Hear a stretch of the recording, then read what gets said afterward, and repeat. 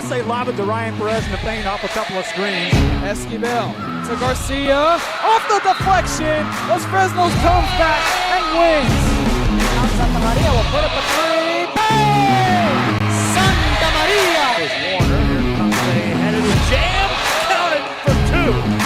Field. Adios! And the Falcons win on a walk-off. And it's saved. What a game.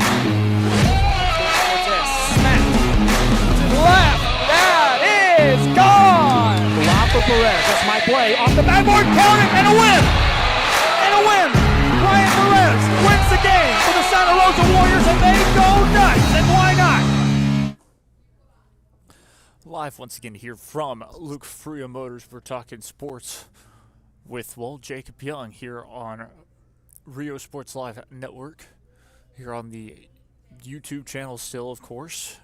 But, of course, if you're going to miss even part of this show, you can watch it later on because it's on YouTube. And so once this video processes through there, through the YouTube, it's automatically going to be on. So very exciting once again. It's going to be a good show. We'll talk, of course, the final parts of the high school soccer season. We have one team that officially has made it through to the state championship. That'll be in 4A. You can probably guess, or if you already know what team it is, well, then it's a pretty good guess that you'll get that one correct anyways. Then, of course, after that, we'll talk, of course, college basketball. March Madness in full swing. It is officially the Final Four. Very exciting. The Final Four, of course, for men's and women's basketball. Tell you a little story from my own, having, of course, a bracket, and how, of course, unfortunate my bracket was on a couple of days into the tournament, or, well, after the second round, basically. But either way, of course, it's college basketball talk, and then move on and see what the final talk we will really have, as it's getting into that part of the not only school year, but also the season of sports where it's dying down, and we start to get summer leagues popping up very soon, and all of this going to be very exciting. Matthew 6447. Matthew from Express Service 6447. Looking forward to all of it. It's going to be very exciting. It's going to be a good show. So we don't necessarily have any breaking news, but I'm sure we'll stay on the soccer topic for a lot longer than people may expect, considering how the season had necessarily gone. So anyways, moving on to our first topic, which of course normally I update you all on what Rio Sports Live has going on. Well, check the social media for game coverage, games coming up. We did the All-Star Showcase for the Vipers this past weekend.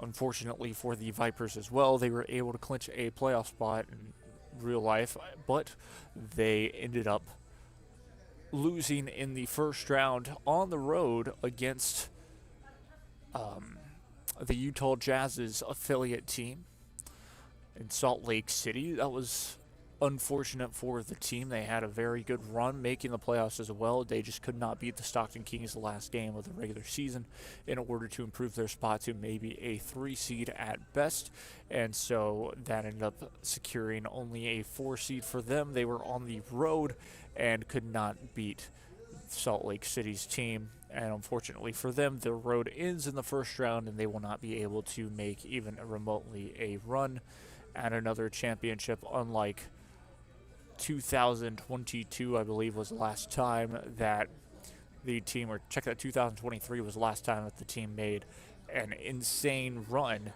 that ended up making the playoffs and ended up almost winning the championship. Lost 2 straight games in the finals in the best of 3 series to lose the championship. But either way, enough about that. That was what Rio Sports Live did. We covered, of course, their All-Star games, and then since then it's been not a lot of games going on for Rio Sports Live Network. Hopefully that will pick up soon. Just in general, need employees, need camera ops, need announcers. Really as simple as that. Once we're able to get not only just announcers, but really once we're able to get camera ops up in the upper valley, up in the lower valley, then we also get our announcers. A lot of announcers are just on the sidelines waiting to get camera ops. And so, yes, looking for employees as much as possible. $10 an hour at the moment. Just a little plug for Rio Sports Live Network because, well, I mean, it's fun. And it really gives you a lot of learning experience. I mean, I wasn't nowhere near as good as I am now, and nowhere near as good as I will be in 2 years, 3 years, 4 years down the line from doing this and being able to have other opportunities at announcing. Like, Joe Bowling gave me that opportunity, and I can't thank him enough for taking me under his wing and really allowing me to, well, do this show as well, which I'm very, very grateful for. Anyways, moving on, yes, like we mentioned, not a lot going on this weekend for Rio Sports Live Network. Hopefully we'll have a game or two on Friday and maybe something this weekend. But like I mentioned before, moving on. Here comes the soccer talk. Playoffs, of course, were very quick, which was pretty interesting because a week ago I didn't necessarily know what was going on with the playoffs for soccer because it was very strange. Like I mentioned before, in just 5A and girls soccer, for example, Mac High were in Division 1, but in the same district as McAllen Memorial. And so McAllen Memorial were in Division 2 in the playoffs. So it was almost like that district title didn't necessarily mean too much because both teams would be playing a very difficult team in their own division, which was pretty interesting in itself. The same thing happened with Lopez, and the same thing happened with Rivera, or check that, with Juarez Lincoln. And so the divisions kind of changed things, but again, it wasn't as big of a change as you would normally see in football. And what do I mean by in football? There were, quote-unquote, less tougher teams in that Division 2 technically, which is complete baloney. It's a complete lie. What I mean by that is the divisions don't change a thing. They really don't change a thing. It's just because, of course, you don't have as many students as Division 1 or anything like that for just 5A. And so, like I said, it didn't really bring any difference to the level of play, especially when you got to the regionals. Now, the only thing that really changed was, and I didn't realize this, but you still had by district, you still had area. There was no regional quarterfinals because by area there were already 32 teams left in your division. So it went straight to the regional semifinals, and they split up the regional semifinals differently than what they normally do. What they did back in the day is with the regional semifinals you had and regional finals, you had them back-to-back days. So instead of that, with the divisions, I guess it allowed UIL to have enough time to put a game Friday, no game Saturday, and let that go to Monday or Tuesday for them. So that helped tremendously for everyone. So that was very nice in the way, but everybody else were either playing at Buccaneer Stadium, Cavanis Field, one of the extra fields that were there as well, and so it spread everything out. Was the travel about the same? Probably. I'm not sure. A lot of teams met neutral sites, which meant basically almost 50-50. It was in Corpus for 5A, I know that. A couple of teams played in San Antonio, Floresville for the Lopez Lobos. I know that. And it was, like I said, very, very interesting. And on the girls' soccer side as well, even moving into the other side, 5A, for example, I'm just trying to make sure. Harlingen South girls, I forgot they were also in there, had an opportunity to try and make it. And overall, they could not, as they lost 5-0 to Smithson Valley in their final match. Again, that was regional semifinals. It was Smithson Valley versus Leander Rouse to see who would go to state in Region 4 for girls soccer on Division 2. Division 2 Region 4 to be exact. Division 1 Region 4, or check that. Division 1 Region 4. Division 2 Region 4 happened to be Cedar Park that made it through. So that was pretty interesting in itself as well, just to make sure that everyone knew exactly on the playoffs real quick.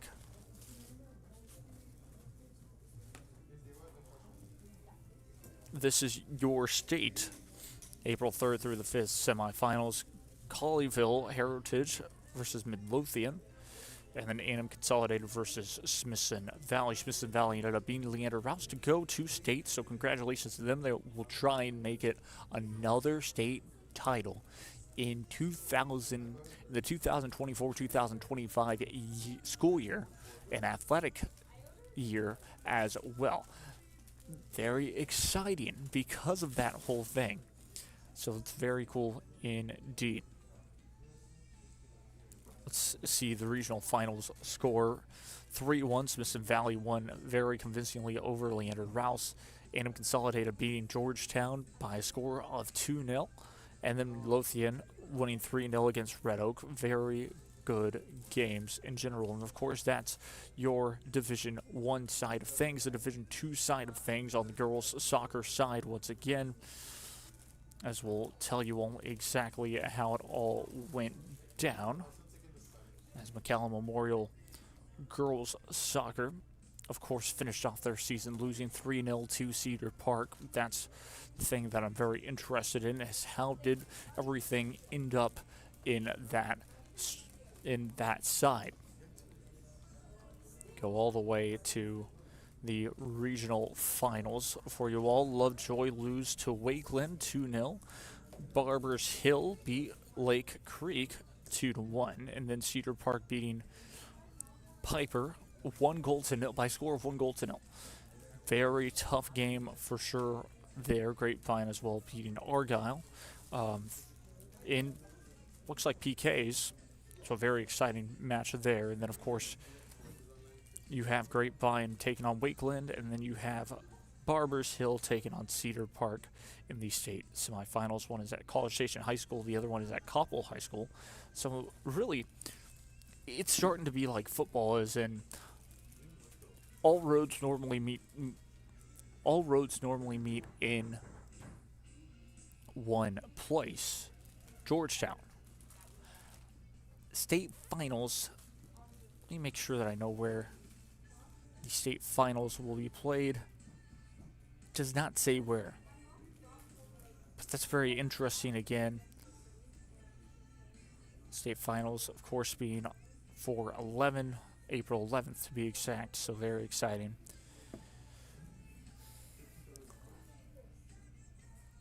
All of them in different places to be exact is kind of neat. But going back to it once again, that was your state semifinals on the girls' side of things, and how the girls' teams in the Valley ended up just not being able to make it. Now, of course, going back to the other side, we go to the boys' side, and we'll start off with, of course, Brownsville Lopez Soccer, which were the team that made it furthest, I believe, in Division 2 5A. You look at, of course, the way that their playoffs ended, they lost against none other than, well, we'll give you all that in a second. In the regional semifinals against Liberty Hill, they could not compete against Liberty Hill. Liberty Hill won 2-0. Waters Lincoln beat Cedar Park 2-1 to make it to the regional finals. How did they do? Well, in the regional finals, Waters Lincoln could not compete with Liberty Hill. Liberty Hill win Division 2. 5A Division II, Region 4. And then the semifinals, April 3rd through the 5th, will be Lake Creek taking on Liberty Hill. Highland Park will be taking on Saginaw, I believe. And so that will be very exciting. One will be at Birkelbach Stadium in Georgetown. The other one does not say where it will be, but very exciting in general, as once again, no Valley School for that one. Of course, the Valley School that ended up making it to state. Give a round of applause to none other than the Red Ants of Progresso. Progresso High School having themselves just a crazy, crazy good season. Look at the schedule once again.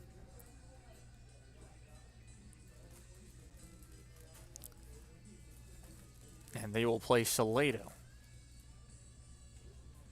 But the Red Ants being able to just go easily winning their region. Progresso beating Hidalgo High School 3-0. That was an interesting thing. The regional semifinals for this came down to a very tight one. Progresso able to win 3-2 over Livonia. Very close match there. Davenport only scored 1 goal against Hidalgo. Hidalgo looking like the better side with, of course, only giving up 1 goal to Davenport over Progresso giving up 2 goals against Livonia, but scoring the match winner 3-2. So then you look back at this one once again, and it was Progresso Hidalgo to see who'd win Region 4. District 5A. Or well, so Region 4, either way, it was a shutout 3-0 Progresso beating Hidalgo High School. And moving on to go to state. Very exciting there once again. And now it's going to be Salado taking on Progresso. Castleberry taking on Community. That's, of course, April 3rd through the 5th for both of those semifinals. We'll take a closer look at Progresso versus Salado here. Really nothing on Progresso High School for their stats. Normally expected to score about 5.2 goals compared to Salado's 4 goals. It's been an impressive 30-0 this season for their overall record. They only played 1 non-district match that it says on Max Preps, and they were 1-0 in that. Head-to-head, of course, they have not played each other before, and 2-0 home, and yes, again, these are all stats that aren't necessarily really well. Division 4A, which is absolutely insane. Progresso are ranked first. Division 1, they are ranked 11th in state. In Texas, they are ranked 23rd. They're nationally ranked in 204th. All signs point to Progresso being able to do it and knock off Salado and then have an opportunity to knock off to get a state championship. It seems like that's been the bread and butter for the Valley, has been 4A. Let's remind ourselves the last state champion in the Valley, that was in UIL. Your last state champion in the Valley from UIL happened to be the Hidalgo Pirates. That was the last team that won state in the Valley for boys soccer in 4A. Progresso Red Ants came close last year to making it to state, but weren't able to, find that winning number in their match. And sure enough, all of a sudden, this year, the Progresso Red Ants changed something, and it's been working for them perfectly to where they've had an impressive 30-0 season and still undefeated, of course, in playoffs. If they can pull that off, it would be one of the most historic, if not the most historic season from a soccer team in Texas, even a soccer school in Texas. Not only the Valley, because going undefeated and winning state with an immaculate goal differential. That I believe they scored over 100 goals and only given up not too many. To have like a goal differential of like 70 plus or something like that is my point. So they've been a very, very impressive team, and it's only going to get more impressive in my opinion. They have a chance to win state, and that's the biggest thing right now. You look at it once again, like I mentioned before, all signs point to them being able to successfully get the job done. Well, we're going to take a break. It's 2:21 right now. When we return, we may jump back into a little bit more soccer talk. If not, then we will quickly go into talking about March Madness, because that's going to be a lot of talking to really go with. Of course, all that college basketball talk is always fun to mention. We'll probably drop into a little bit of college baseball just because, well, your Valley School, UTRGV, not doing too bad as well. Might touch on that as well as a couple of other things. But we'll take a quick break. We'll be right back after this when we return from Luke Fruia Motors. Have a finger-licking good time at the South Padre Island Crawfish Festival, happening April 12th at the South Padre Island Convention Center. Immerse yourself in crawfish heaven as you taste traditional boils and innovative twists on this Louisiana specialty. Let the good times roll with live music from Morgan Waller Tribute Band, 7 Summers. There'll be plenty of fun for the whole family, and oh yeah, plenty of crawfish. It's the South Padre Island Crawfish Festival.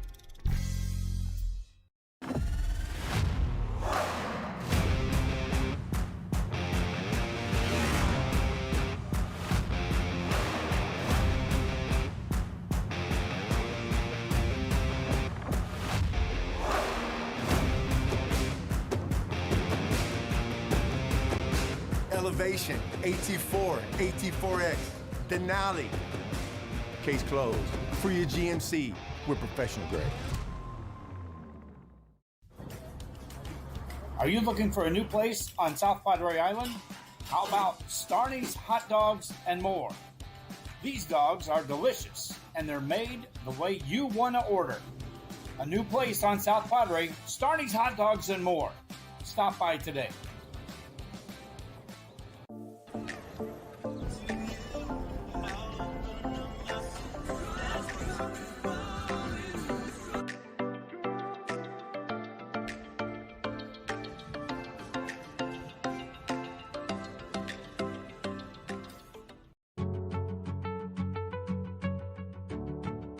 Fiber, this is our home. Take a look at what we do.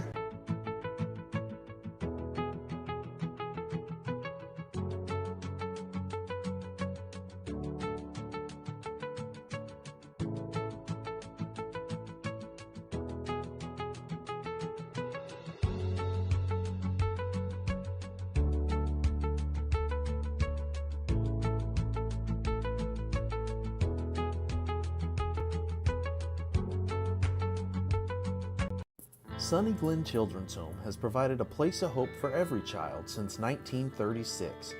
If you'd like more information on Sunny Glen and the services we offer, please visit us at www.sunnyglen.org. South Padre Island. Enjoy endless activities for all ages. Then dance the night away with live music, savor fresh seafood, and discover unique food trucks and shop our charming boutiques. What are you waiting for? Escape the everyday at South Padre Island. Sherryland ISD, a nationally recognized district focusing on quality and rigorous instruction where every child is immersed in a culture of academic success. Sherryland ISD, excellence is our tradition. When you study local at Texas Southmost College, you can choose from over 50 associate degree programs, certificates, and workforce training programs, all at the most affordable cost in the Rio Grande Valley. Transfer your TSC credits to a university or start a new career, like Kat Gomez, who graduated from TSC and is now patrolling the streets of Brownsville and serving her community. Register now at tsc.edu/register and study local at Texas Southmost College.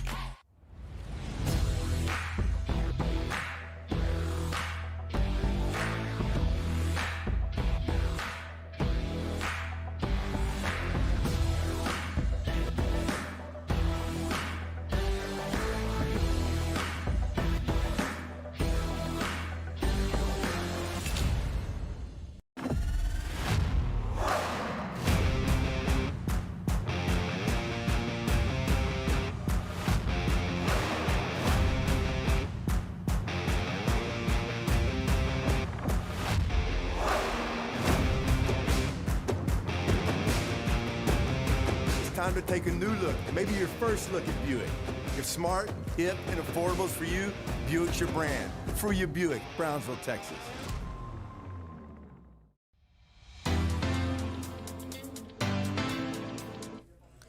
Back live we go once again to hear from Luke Fruia, Buick GMC and Cadillac. If you're in the market for a new car, come check out Buick GMC, Luke Fruia, Buick GMC and Cadillac here in Brownsville, Texas on a beautiful Wednesday afternoon. It is very windy, but of course here on April 2nd, 2025, after a little bit of some foolishness on April 1st, of course, April Fool's Day. But yes, it is a beautiful Wednesday, still April 2nd, 2025 at 2:26 p.m. But either way, well, let's get back into it. We were talking a little bit of soccer, and we were getting into talking about that soccer. And, well, again, the best chance for a state title to be brought back home is Progresso. They are in the state semifinals, and they play this Thursday, I believe.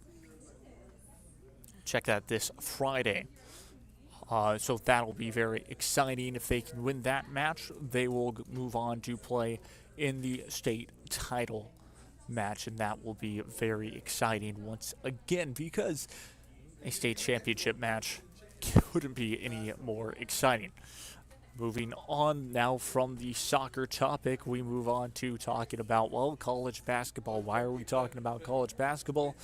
Well, it's pretty simple. March Madness is still in full effect. This weekend will be the official Final Four.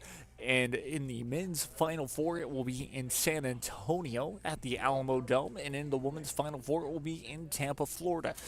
Tampa, Florida, where the Tampa Bay Lightning play hockey normally. This time it will be turned into a beautiful, beautiful basketball court for a phenomenal Final Four. We'll name all the Final Four teams for you all here coming up. Your Final Four in the men's basketball side of things will be none other than you have your Florida Gators. You have the Auburn Tigers. Every single team is a 1 seed. Houston Cougars and the Duke Blue Devils. It's a lot of first-time coaches in the Final Four, which is pretty interesting to note. One of the biggest things, I believe, actually, there was a report that came out that said there will be a first-time national champion head coach. Not a first-time national champion for the team, but the head coach. The last time that the Final Four was in San Antonio was in 2008. What happened in 2008? The same exact thing happened. All Final Four teams were a 1 seed.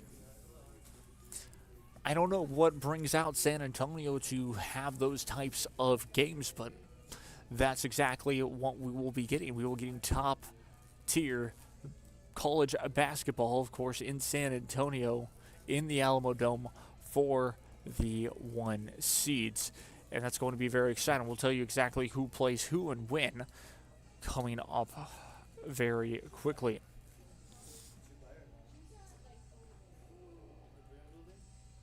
So here it is for the Final Four. You have on Saturday, April 5th, 5:09 p.m., Florida taking on Auburn. Houston then takes on Duke right after at 7:49 p.m., and that will decide your championship for Monday, April 7th at 7:50 p.m. will be tip-off, and that is, of course, your local time, so it should be here at 7:50 p.m. All that talk and all that stuff, and it should tip off at about 7:50. So very exciting in that sense of things. Who do I expect to make it to the championship? Well, it's Florida versus Auburn. The winner of that, in my opinion, will win the whole thing. I picked Auburn as my champion in my bracket before, of course, my bracket busted, basically, with having Wisconsin as a team in the Final Four. That, of course, did not happen. Why did I pick Wisconsin in the Final Four? I'm not necessarily certain. Just I had a good feeling that they were going to be that team that would be able to make it in the Big Ten, even though they were a 3 seed and kind of had an opportunity. But going back to it, yes, Florida, Auburn, Houston, Duke, those are your final 4 teams in San Antonio. I believe Auburn will do the job still, even with this. Now, the Houston Cougars versus the Duke Blue Devils, my pick will be the Duke Blue Devils. I just think that they are a better team in that match in general, in that game in general, because the Houston Cougars have also, yes, they deserved that 1 seed, but they've kind of been on and off. They've turned it on when they've needed to, but also just the Duke Blue Devils at that time had a chance. And remember, the Houston Cougars, they had a chance to be eliminated earlier. Florida Gators was the same thing. Auburn Tigers and the Duke Blue Devils have not had that really happen to them this tournament. Yes, they've technically had an easier road to the Final Four, but at the same time,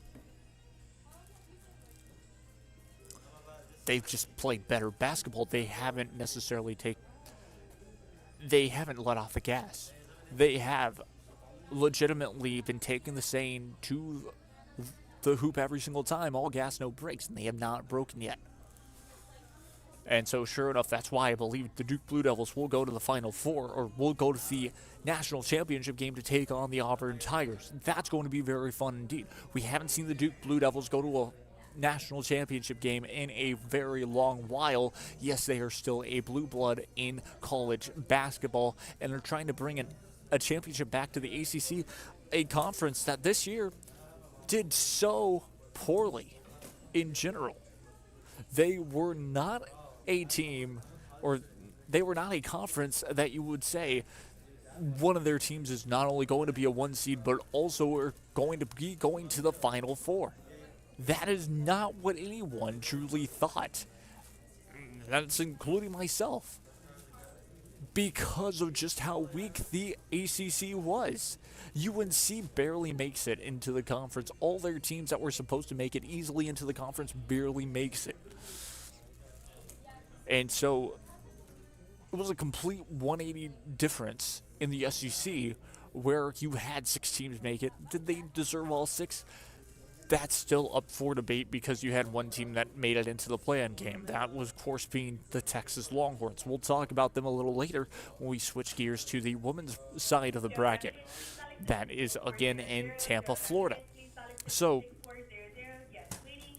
that's how strong the SEC is, and they have to play against each other. They can't even play in the national title game against each other, which is completely fair. So, yes, you have Auburn taking on Florida. That's going to be very exciting. Like I said, I think the Auburn Tigers have the edge in my opinion, but who knows? The Florida Gators, we'll see. We'll see what they are able to do, if they're going to be capable of defeating the Auburn Tigers.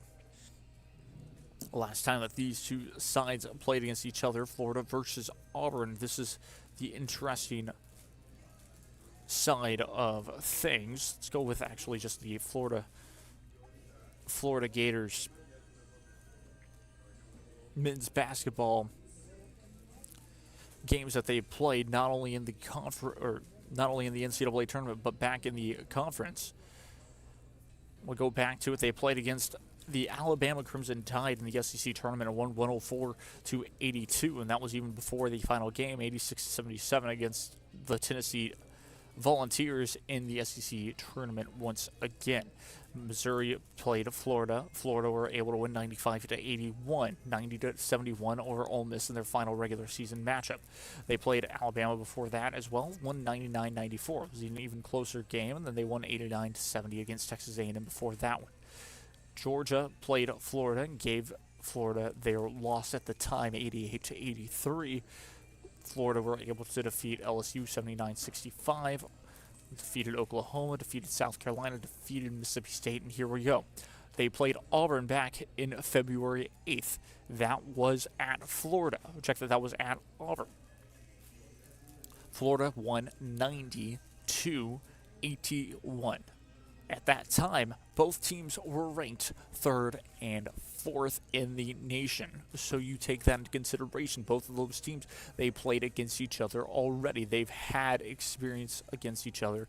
And it was very, very interesting. Again, the first half, you were talking about it being 48-38. Florida with the advantage, up by 10. And then in the second half, just the same exact deal. Were able to outscore, well, Auburn were able to outscore Florida 43-42, but Florida's 42 points in that second half were the difference maker in that one. So it's going to be a tighter game than we expect. Again, it's a neutral site game. It could be 50-50 in the fans, who's going to be there, who's not going to be there, and things like that. So very exciting indeed on that side. But remember, when it gets to football stadiums, to be exact, when the Final Four is played there, you're normally expecting to see not necessarily closer games, but less scoring. Because, yes, it's the best of the best as well. They're going to play defense, but also it's a very difficult... It's so unique. Teams aren't used to it. And so, with that being said, we could see a lot tighter game. We could see only 60 points scored by both sides or something of that sort, where it's going to be a lot less scoring. Maybe only 120, 130 points combined only, or something of that sort, which sounds like a lot, but I'm again saying that instead of a 90-81 game, you're talking about a 65-60 game or a 70-63. So that's, of course, always a possibility, and unfortunately that could happen, but I expect to see a very close game in general for the Florida and Auburn game. Now for Duke and Houston, that's a tougher matchup for me to necessarily predict because they're not from the same conference. But the Houston Cougars are from the Big 12 conference. You look at the Big 12 in general, again, it's very much a toss-up as much as Houston, or check that, as much as the Duke Blue Devils are considering, again, just a weaker conference. That's going to be a very close game. I still give the edge to the Duke Blue Devils. I think they are the better team. Making it to the Final Four as well was a tall task for them. They were able to defeat, I believe, the Alabama Crimson Tide.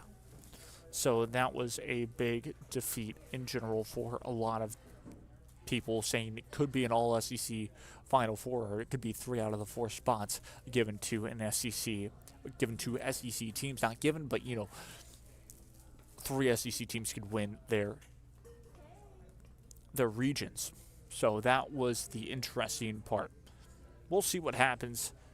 It's going to be very exciting. Like I said, the Duke Blue Devils, I expect to win. That is straightforward as much as expected. But either way, 2:39 p.m. Been talking just a little bit longer, and we'll take a quick little break here. When we return, we will talk about the women's college basketball side of things, and if we still have time, actually, we will not be talking about UTRG basketball, or baseball, but we will be going to talk about still the new soccer program, the new soccer team in the RGV called the Red Crowns, and we will be talking about a big signing that happened last Thursday as well. So I want to talk about that for sure. But we'll be right back. Stay tuned. Don't go anywhere.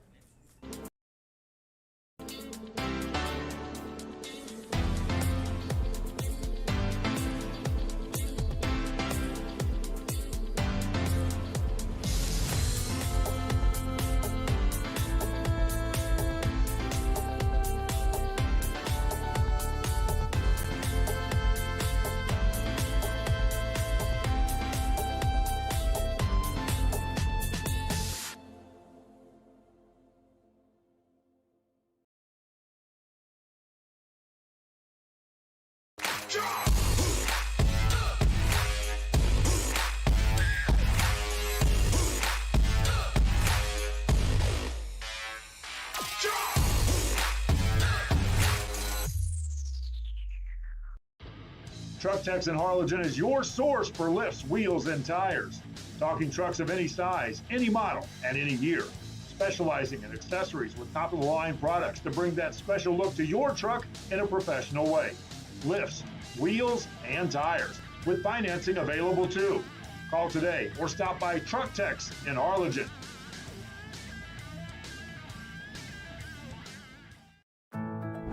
My son Leo just graduated from high school, but also with his associate degree from Texas Southmost College at no cost at all. Not having that financial burden was so helpful to our family. That's 2 years we did not have to pay for. All of my TSC credits transferred to UTRGV, and I am so grateful to go into my major debt-free.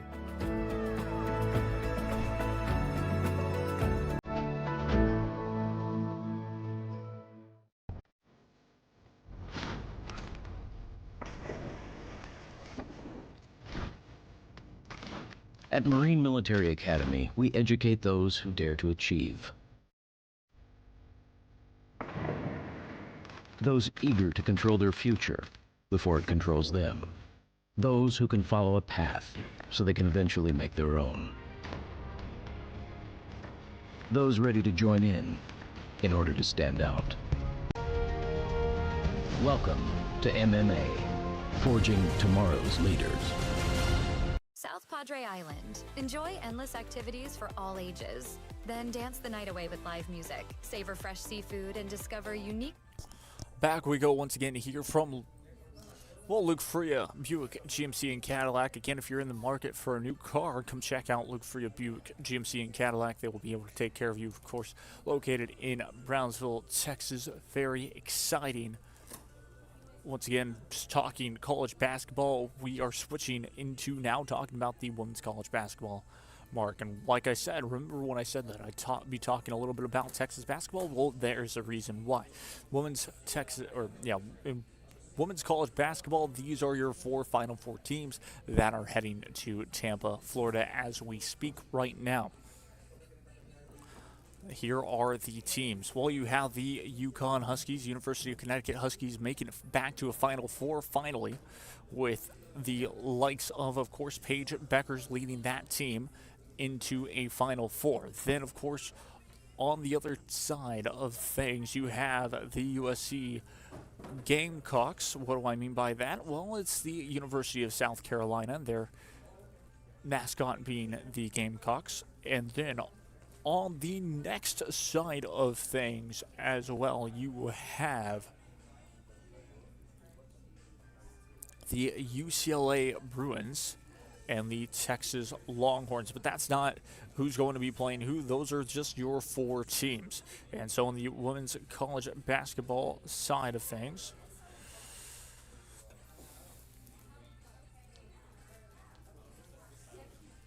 women's college basketball games will be coming up here soon.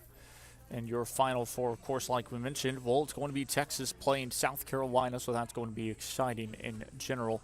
And then you have UConn and UCLA. The two-seeded UConn spoiling the party for the one seeds, as they are, of course, the only team that made it as a two-seed. They were able to defeat the one-seeded USC Trojans. Of course, the USC Trojans before that game, the Southern California Trojans to be exact, before that one they played against, well, none other than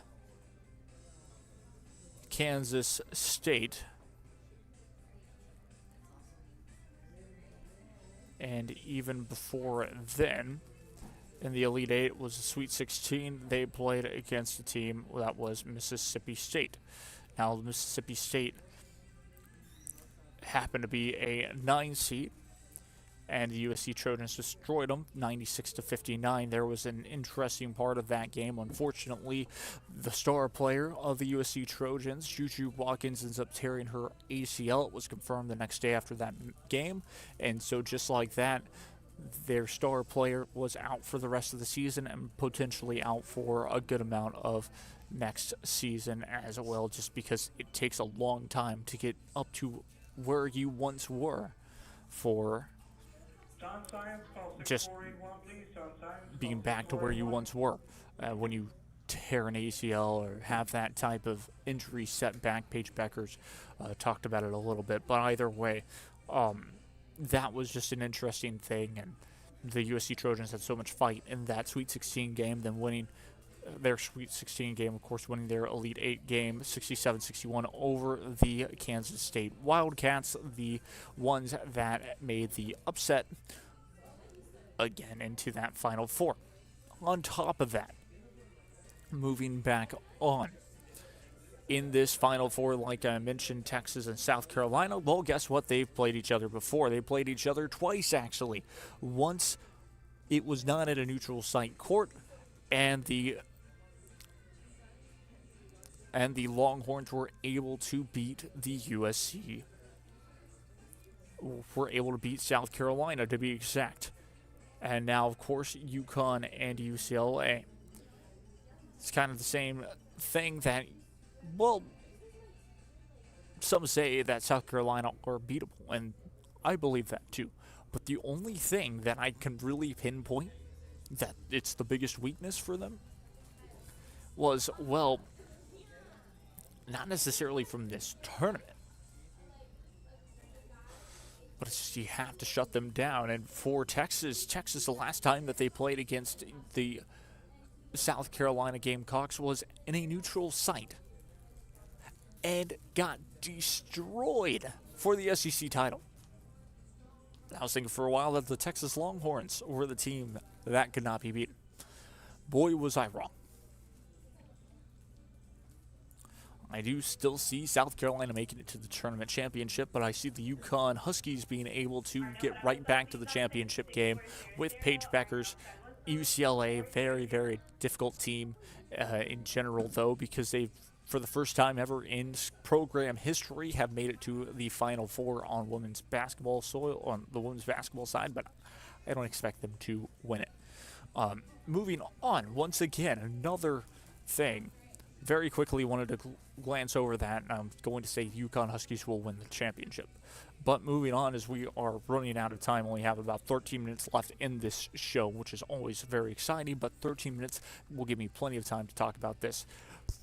Here's your Harlingen Red Crowns update from the League FC, which stands for the League for Clubs. We talked about this league last week. What is this league? Well, it's a semi-professional soccer league, which means I believe you can get to play it in your off-season, in players' off-seasons, and then go back to playing for their college or something like that.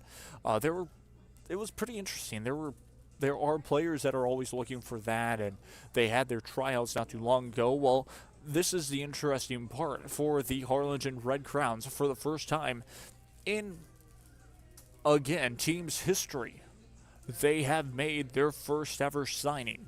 Their first ever signing is Vicente Alvarez. Vicente Alvarez, I don't know if anyone remembers that name particularly, that didn't necessarily grow up or anything like that. Well, Vicente Alvarez, he is from McAllen, Texas. He played for the Mackay Bulldogs all 4 years.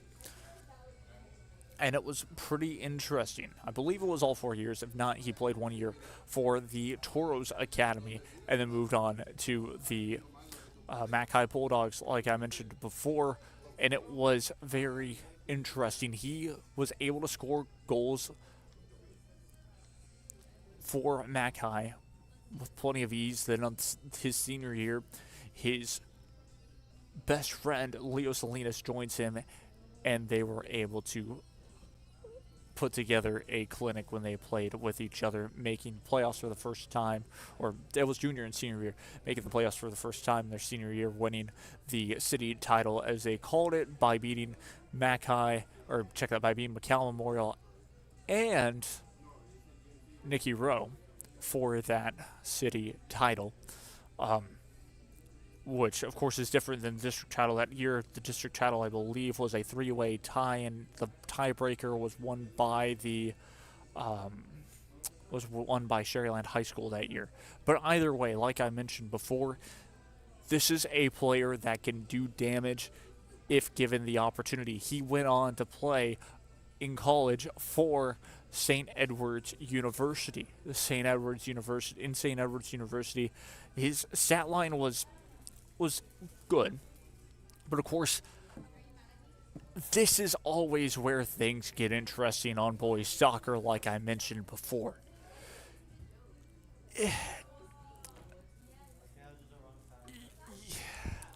It's interesting. Because the college soccer game is completely, in the United States, is completely different. It's completely different than the professional side. We've seen that time and time again with the Toros, with the young players of David Cabrera and,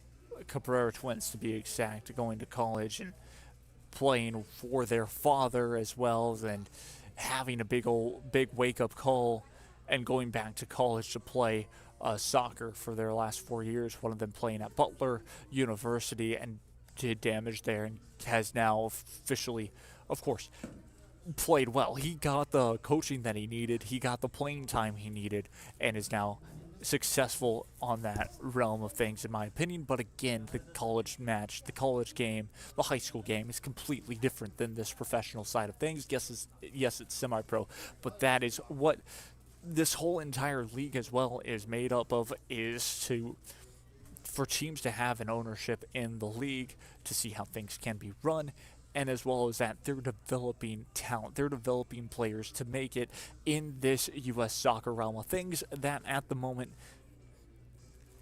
it's a little hot, meaning it's a bit of a dumpster fire.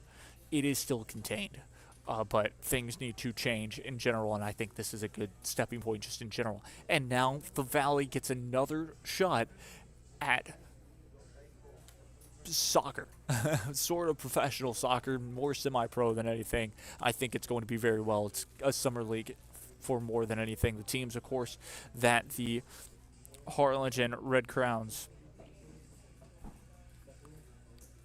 soccer team are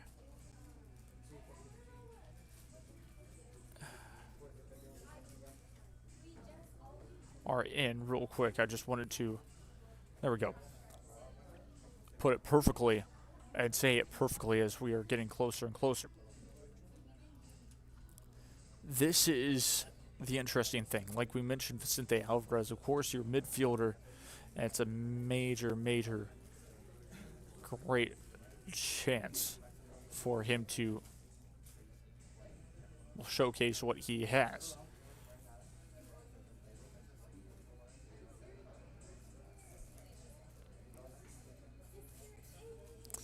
But I just wanted to tell you all the teams. One of the teams, of course, being in their division, their side, I believe.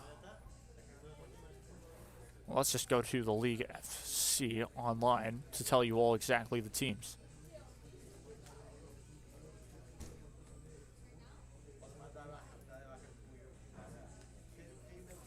The League 4 clubs home, telling you all exactly the teams. And, well, for this one, the expansion, or check that the clubs in the Central. This is where the RGV Red Crowns will be playing. Harlingen Red Crowns to be exact.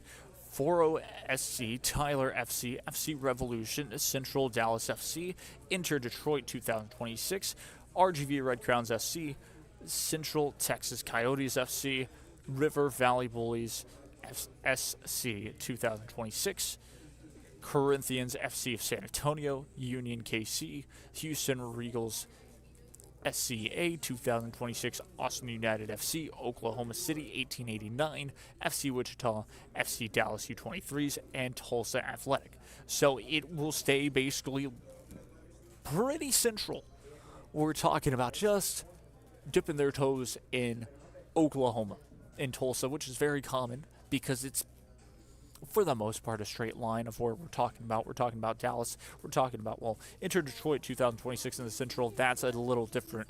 But either way, Central Texas Coyotes FC, those are your teams in the Central Division. Very, very exciting once again. FC Dallas U23 is, of course, deciding to pop their way into this league, which is interesting because, again, you normally would see those FC Dallas teams, the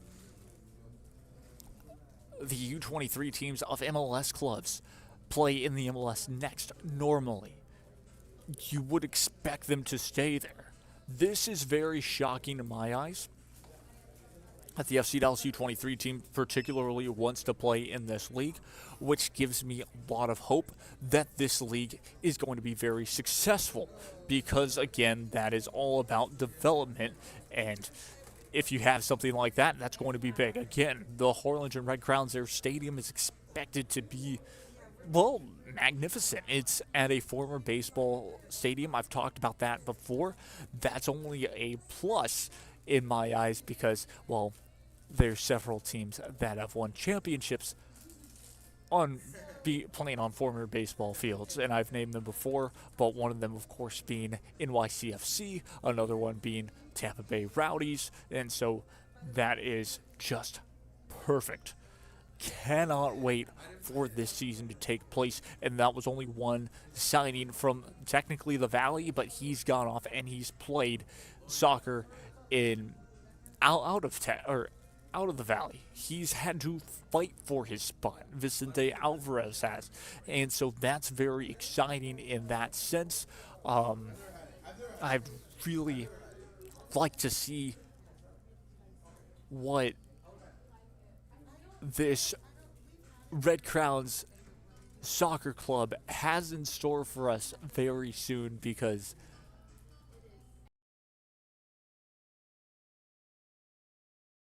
and that deserve that chance and that are that good where they want to continue their playing career after college.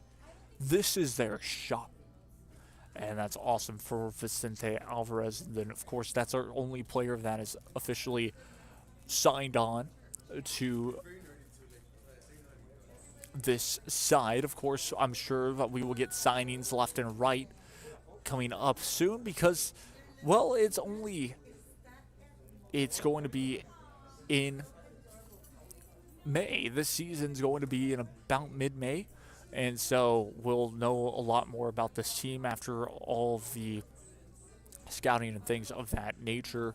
Of course, the high school seasons are just ending right now. Like we mentioned, the state championship, the state semifinals and finals will be played this weekend and probably next weekend potentially. So we're looking forward to all of that officially ending just like this. Very, very excited. That's going to do it for us here from Luke Fruia Buick GMC. I hope that you all enjoyed this show. We had a lot to talk about, a lot to cover, and, well, we completely were able to do that. So, yes, looking forward to next show as well. But I've been Jacob Young. This has been a Rio Sports Live presentation. And until next time, thank you all so very, very much for watching. Again, I love doing this show for you all. I love just talking sports. Hopefully we will have on some people soon. And I'll finalize maybe some interviews that can be very exciting. But stay tuned for more of this. Until then, I've been Jacob Young. This has been a Rio Sports Live presentation. And until next time, I'll see you all soon. Boutiques. What are you waiting for? Escape the everyday at South Padre Island. Graduation time. Time to make some decisions. What's next? Can I afford to continue my education? What are my options? At Brownsville ISD Career and Technical Education, you can graduate from high school with a certificate and or license ready to go to work, debt-free. We have a wide range of programs for every student ranging from audiovisual, law enforcement, STEM robotics, electrical, welding, pharmacy,